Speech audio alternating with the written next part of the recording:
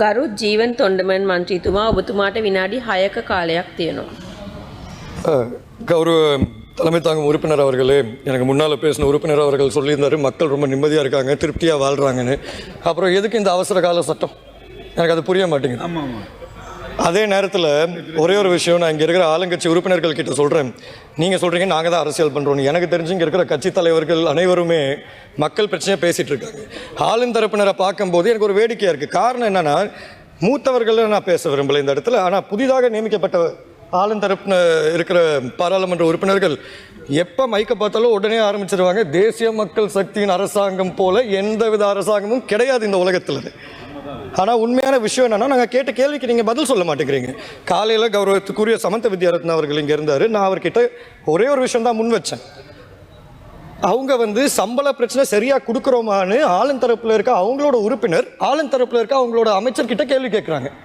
அப்போ நான் ஒரு விஷயம் சொன்னேன். எனக்கு அரசாங்கத்தை விமர்சிக்கிறதுல எந்த விதமான இஷ்டமும் கிடையாது.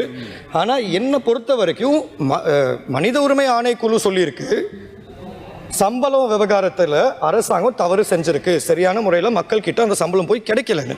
இப்போ அதை நம்ம கவனிச்சிருக்கோம். தொழிற்சங்க அனுபவம் எங்கள் கிட்ட இருக்குது. நான் முன் வச்ச ஒரே ஒரு விஷயம் என்னன்னா, இந்த சம்பளத்தை சரியான முறையில் மக்கள் கையில் ஒப்படைங்க. ஏன்னா இன்னைக்கு பெருந்தோட்ட நிறுவனங்கள், தனியார் நிறுவனங்களுக்கு அரசாங்கம் 5000 மில்லியன் நிதி ஒதுக்கீடு கொடுக்குறீங்க.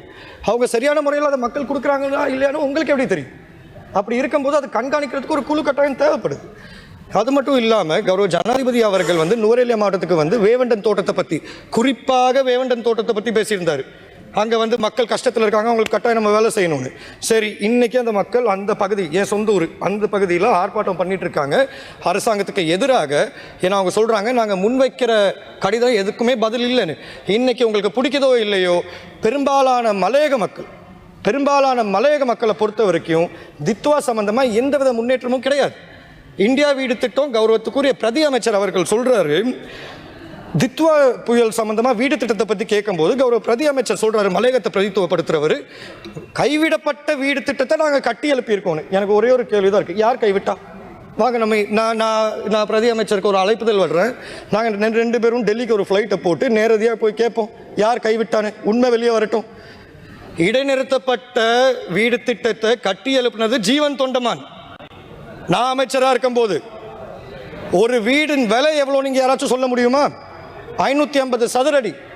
நான் பாரோ எடுக்கும்போது 9,50,000 விலைவாசி அதிகரிச்சனால, பொருளாதார நெருக்கடினால 28 லட்சம் ரூபாய்க்கு அதிகரிக்கப்பட்டுச்சு. இந்திய அரசாங்கத்தோட பல்வேறு கலந்துரையாடல்கள் நடத்தி நாங்கள் 28 லட்சம் ரூபாவை எடுத்தோம். ஆனால் எடுத்து கடைசியில் என்னாச்சு, 1300 வீடுகளை, உங்கள் எல்லாருக்கும் ஒரு உண்மை தெரிஞ்சவங்க தானே, அந்த உண்மையை நான் இங்கே போட்டு உடைக்கிறேன். அந்த 1300 வீடுகளை நான் பதவி விலகும் போது, அதாவது ஆட்சி மாற்றம் வரும்போது, நாங்கள் ஒப்புதல் போட்டு அதை அமுல்படுத்த தயாராக இருந்தோம். அரசாங்கம் மாறினப்புறம் என்ன, இல்லை இது ஜீவன் தொண்டமான் கொண்டு வந்த 1300 வீடுகள், அதில் இருக்க பயனாளிகள் எல்லாம் மாற்றுங்க அப்படின்னு ஒரு கதை போயிருக்கு. அதுக்கப்புறம் என்ன பண்ணீங்க? இல்லை 10 பர்ச் காணி, அதெல்லாம் கொஞ்சம் சிந்திச்சு பார்க்கணும். ஏன்னா எங்களுக்கு பெருந்தோட்ட நிறுவனங்கள் தானே எங்களுக்கு ஆலோசனை வழங்குறாங்க அப்படின்னா அரசாங்கம் ஒரு பாணியில் கடைசியில் அந்த வீடு திட்டம் கைவிடப்பட்டுச்சு. இப்போ தான் கொஞ்சம் கொஞ்சமாக வந்துட்டு இருக்கு. நான் சொல்கிறது போயினா, இங்கே இருக்க எதிர்கட்சி உறுப்பினர்களாக இருக்கட்டும், ஆளுங்கட்சி உறுப்பினர்களாக இருக்கட்டும், கடந்த 2 வருஷமாக வந்த வரவு செலவு திட்டத்தில் ஆளுங்கட்சியில் மலையக பிரதிகள் என்ன சொல்லியிருக்காங்க? 2024 4500 வீடுகள் இந்த வருஷம் கட்டி முடிப்போம். 2025 4500 வீடுகள் கட்டி முடிப்போம். இன்னைக்கு 9000 வீடுகள் முடிஞ்சிருக்கணுமே. ஆனால் இது வரைக்கும் மலையகத்தில் ஒரு வீடு கூட வரல.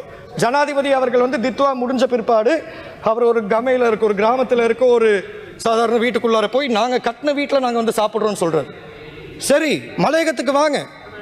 ஆனால் இதை தான் நாங்கள் ஆரம்பத்தில் சொல்லிட்டு இருக்கோம். எனக்கு உங்களை இந்த விஷயத்தில் விமர்சிக்க இஷ்டம் இல்லை. ஏன்னா காரணம் பெருந்தோட்ட நிறுவனங்கள் தான் இதில் பிரச்சனை. அந்த சட்டத்தை நீங்கள் சரியான முறையில் அமுல்படுத்தணும். And I'm sorry, I just need to bring up something very important and I want to say this in English so everybody understands this. See, recently we dealt with a tragic incident and I'm sure all of you are aware of it. It involved the Atmasthanadhipati of the Anuradhapura chapter. And I'm shocked to see that not many people in Parliament are actually voicing this out. I have to thank the Women's Caucus here because they have been pushing for it. The National Child Protection Authority has been pushing for it. But unfortunately, everybody else is so worried and scared about saying that an 11-year-old girl was raped. And are you telling me that religion is more important than your own children? What is needed right now is not just for the Women's Caucus to speak about this. What is needed right now for the Parliament to come together, whether you're the ruling party or in the opposition, and have a select committee to prevent abuses like this, not just in religious institutions, but across different fields. I'm sure we can do more as parliamentarians. We all should be ashamed of ourselves that we allowed this to happen. And you know, there's just one last thing I would like to add. There are certain characters outside Parliament who are saying, no, that girl was indulged in prostitution. I'm sorry, I doubt their upbringing. It is a very shameful thing to say that an 11-year-old girl who was sexually groomed was involved in prostitution. And I would just like to make a request to this House, to the Leader of the Opposition and to the Chief Government Whip, to come together and to create a select committee which involves not just members from the Women's Caucus, but also party leaders, where they can come forward and come up with a feasible solution. And not speaking about it and being silent. I know that's the government's modus operandi. But not speaking about it and being silent doesn't necessarily solve the issue. And I mean, lastly, I can understand the government's selective approach when it comes to certain matters like the PTA, which we just discussed. When the word Suresh Sali is brought up, immediately the government members are getting worked up. But the minute the name Sangeethan was brought up, immediately when the name Sangeethan was brought up, no, we shouldn't pay any heed to it. I didn't know singing a song in this country is wrong. That's very disappointing.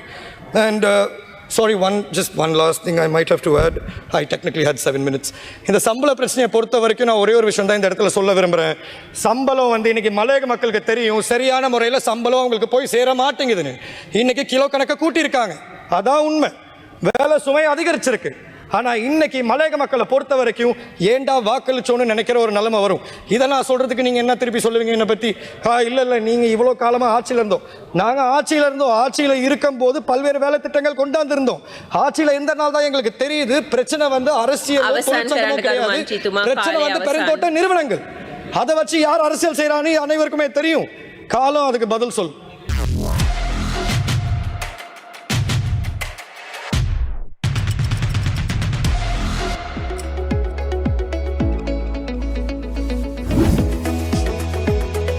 உங்கள் ஸ்டைலுக்கு நேரம் சேர்க்கும் சரியான இடம் time teller.